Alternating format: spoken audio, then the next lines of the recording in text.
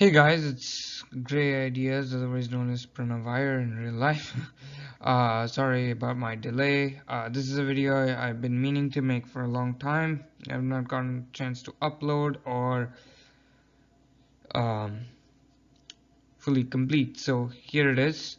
Uh, so my topic is going to be Saurophaganax, the mystery Morrison theropod. It's not really that mysterious, but I just decided to go along with this title. So here's the contents of our discussion. Background, this is our background information, so we're on the same page. I'm gonna be talking about these are the first, because while they seem a little childish, especially these ones, uh, they are important to in understanding uh, the rest of the discussion, and so a little recap can be easier to follow. So there we're gonna just set down some terms here. So first, I just wanna go over what are fossils. Fossils are the impressions of long dead organisms that often harden into rocks or are virtually petrified. There are three types of fossils: impression fossils, which are the remains of organisms that have been printed onto the rock. In other words, the replica exists on a piece of stone. Replacement fossils are where the remains of an organism has been turned into stone through mineralization. And a trace fossils are fossils of an organism's footprints, trails, burrows, or any other thing they leave behind, rather than just the body fossil. Trace fossils are given a taxonomic classifications known as ichnotaxon. So fossils are formed when an organism dies and is rapidly covered by sand, mud, or any other type of sediment. They undergo a process in which they are subjected to high heat and pressure. The chance of an individual organism becoming a fossil is highly unlikely. Scientists estimate that a chance of becoming a fossil is 1 in 1 million. While 99% of life on Earth is extinct, the minute amount of only a minute amount of them have been preserved in the fossil record. Despite the likelihood of fossilizations, fossils have been found around the world in a strange amount of abundance. In some cases, fossils have imprints to show how they lived or died. So here's a little bit of Jurassic period overview. The Jurassic was a time in Earth's geological history that stretches from 201.3 to 245 million years ago. It is in what is known as the Mesozoic era, a geological era that spans from around 251.902 million years ago, the start of the Triassic period, and ends around 66 to 65.5 million years ago, during the Cretaceous. The Jurassic sits between the two periods and is the second part of the Mesozoic. The Jurassic is the golden age of reptiles, when when dinosaurs and other diapsids start getting to their enormous sizes. The Dinosauria, the dinosaurs, as they're commonly called, Dinosauria is the scientific name given to a group of animals more commonly known as the dinosaurs. They are diapsid tetrapods who are defined by their unique hip bones, erect hind limbs, and shorter forearms. So as you can probably imagine, you can probably imagine from the skeletons, these are animals with not like sprawling out like a crocodile or a frog. These are more straight and are walking more sturdy and a little more like us mammals. Dinosaurs are a specific group of reptiles who, okay, that was an accident, but however, they are often confused with other animals that lived during the Mesozoic, such as pterosaurs, often called pterodactyls, and marine reptiles such as the long-necked plesiosaurs, pliosaurs, and nothosaurs, ichthyosaurs, and mosasaurs. So these are groups that can often be confused for dinosaurs, or they're stated a lot in pop culture to be dinosaurs, but they are not really dinosaurs. Dinosaurs are archosaurs, which means they're part of the same family as birds and crocodilians. The former of which, former being birds, being taxonomically part of Dinosauria. So birds are dinosaurs. There are several groups in Dinosauria. I forgot to elaborate a little bit. There's actually two major ones, the Saurophaganax and Ornithischia. I left out Saurophaganax because, and as Ornithischia, because it's the current taxonomic placement of Dinosauria is a little mishmashed. So I just went with the basic root type, the more specific families, if you will. So they are sauropods, the long-necked herbivorous dinosaurs you can imagine, like Brontosaurus and Apatosaurus and Brachiosaurus. All those are sauropods. Ornithischia, dinosaurs like Triceratops and Parasaurolophus. Herrerosauria, I think I might have misspelled that, but like Herrerasaurus and Chindisaurus, I think that's how you pronounce it. And the third group, Theropoda, more on that next slide. I will be referencing Theropod as it is more important, as it is the most important group in this overall discussion. More on Theropoda. Theropoda, March 1881. Theropods are a group of lizard-hipped dinosaurs that first evolved during the Triassic and are still extant in the current era in the form of birds, aves. They usually walk on two legs, which is called bipedalism, and they eat a diet of mostly meat, with many exceptions. The most famous examples include things like T-Rex, Velociraptor, and Megalosaurus, etc., etc. You get the picture.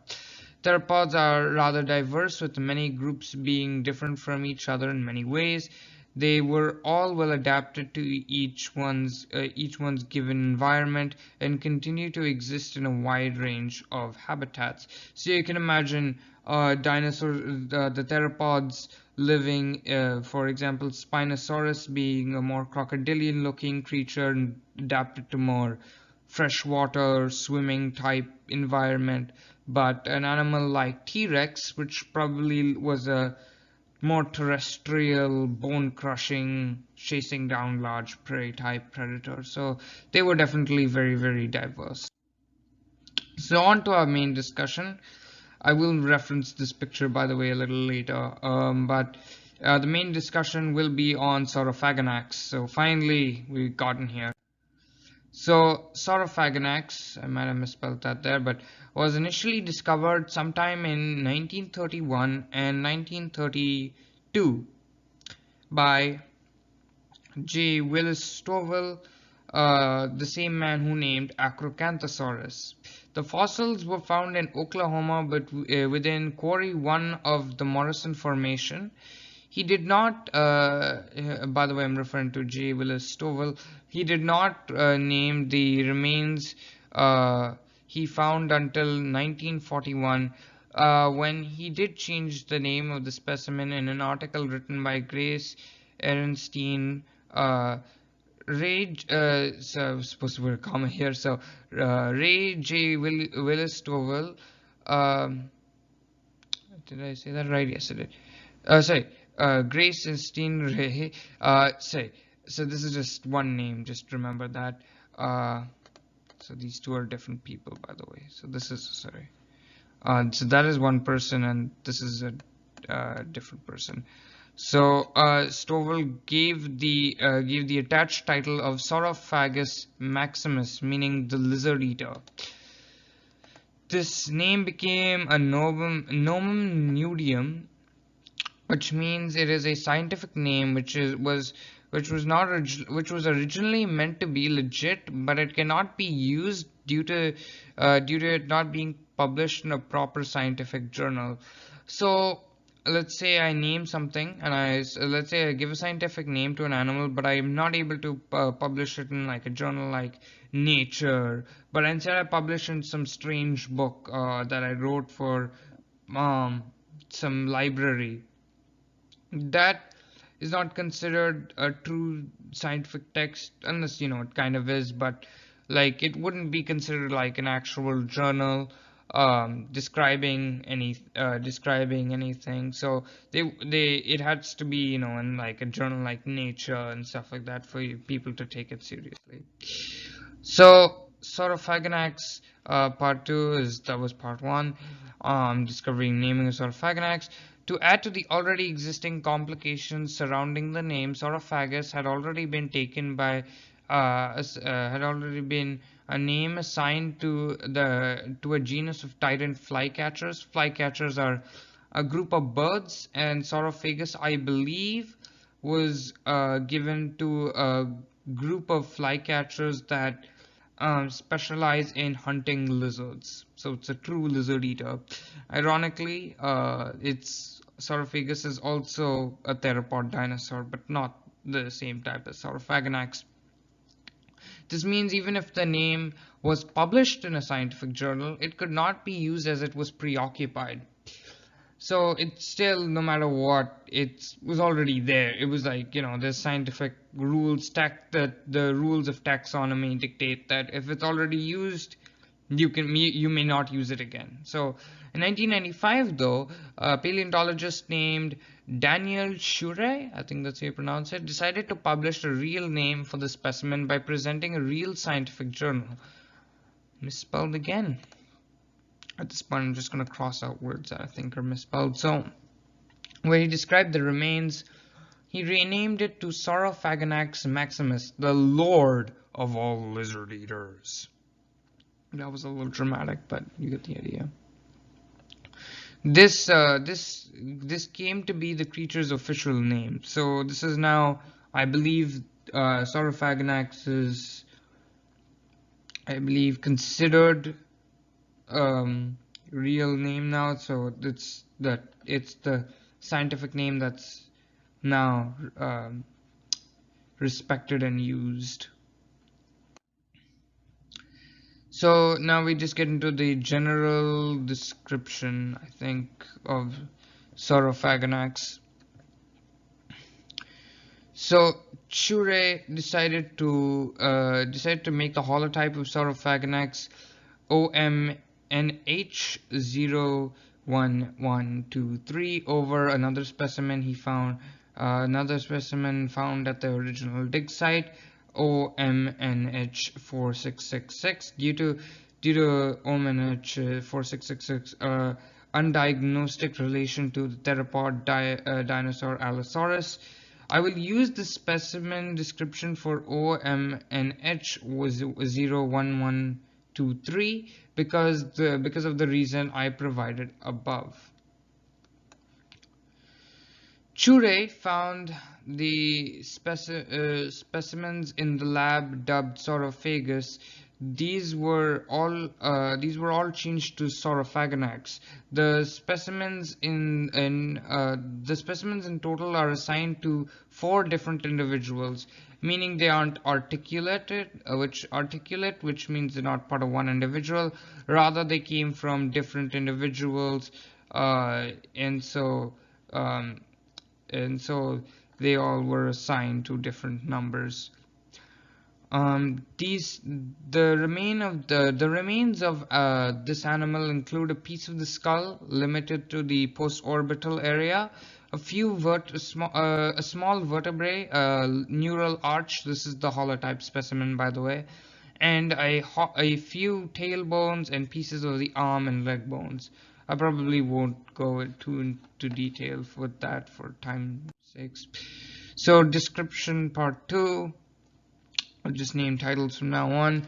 Saurophaganax is considered to be the largest theropod of the Morrison Formation, and in some cases the largest carnivorous dinosaur from the Jurassic Age in North America. Saurophaganax is estimated to be around 12 to 13 meters, 39.37 to 42.65 feet long, and weigh a colossal 6,600 to 9,900 pounds. This would put it near the likes of T-Rex, 42 feet, and Spinosaurus, 50 to 60 feet. We're not totally sure on Spinosaurus's exact size. Taxonomy. So Saurophaganax is considered to be a part and to play to be is part of the group known as Carnosaurs, an infraorder within Theropoda. The Saurophaganax superfamily is Allosauridia, the same group which encompasses Carcharodontosaurus, Giganotosaurus, and Mapusaurus, to name a few. According to Shure and many others, Saurophaganax is part of the family Allosauridae. Taxonomy. I think I might have already gone through taxonomy, but it's the rest of taxonomy, I guess. So the rest of taxonomy and description, I guess, is it's been argued that Allosaurus and Saurophaganax should be synonymized, with the prior taking over the latter. This would mean that Saurophaganax, or just shortened down to Sauro's name, would become Allosaurus maximus. This statement has been refuted, and some recent remains from New Mexico may clear up the confusion. So as you can probably see, Saurophaganax is in a bit of hot water because people have been arguing about its exact taxonomic status, whether it's a species of Allosaurus or is part of the different group where Saurophaganax and Allosaurus are two different animals. But that's a discussion for another time. So this is Paleoecology. Saurophaganax lived alongside many sauropods. I'm pretty sure they're digging up a sauropod right here. Many sauropods there were including but not limited to Brachiosaurus, Apatosaurus, Brontosaurus, and Diplodocus, and smaller theropods such as Ceratosaurus, Marsosaurus, and Allosaurus. I think I got that in the wrong order, but that's okay. The Morrison Formation dates to the late Jurassic, 150 to 145 million years ago. At the time, and throughout the big chunk of the Mesozoic, the climate on Earth was warmer and much more humid than it is today. So you can probably imagine a very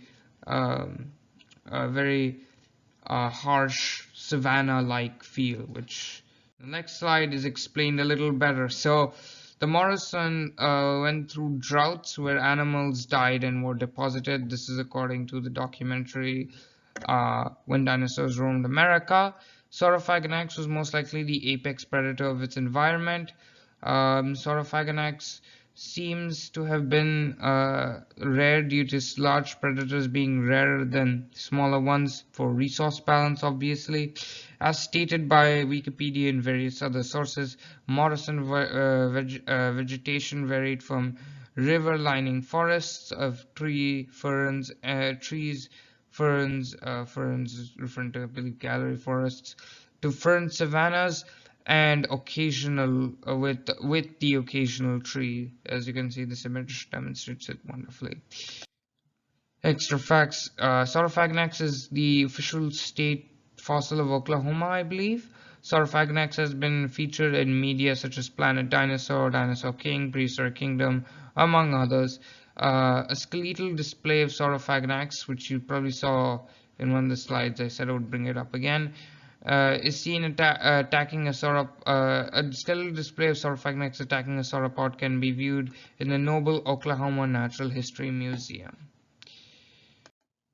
On conclusions and my final thoughts on the topic, I think Saurophaganax is a very interesting creature as it represents a large carnivore bigger than even the famous Allosaurus in an environment that was considered to be Allo's domain for a very long time. I think it also is a good way to illustrate the taxonomic disputes in Allosaur research, with new species being disputed and highly contested.